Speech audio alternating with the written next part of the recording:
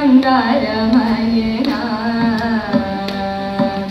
ಪಲುಕೆ ಬಂಗಾರಮಯನಾ ಕೋದಂಡಪಾಣಿ ಪಲುಕೆ ಬಂಗಾರಮಯನಾ ಕೋದಂಡಪಾಣಿ ಪಲುಕೆ ಬಂಗಾರಮಯನಾ ಕೋದಂಡಪಾಣಿ ಪಲುಕೆ ಬಂಗಾರಮಯನಾ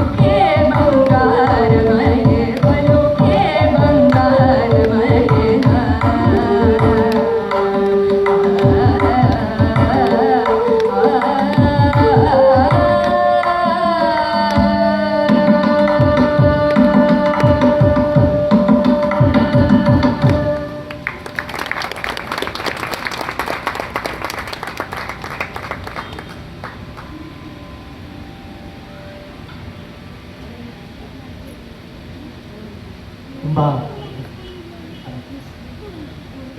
ಧನ್ಯವಾದಗಳು.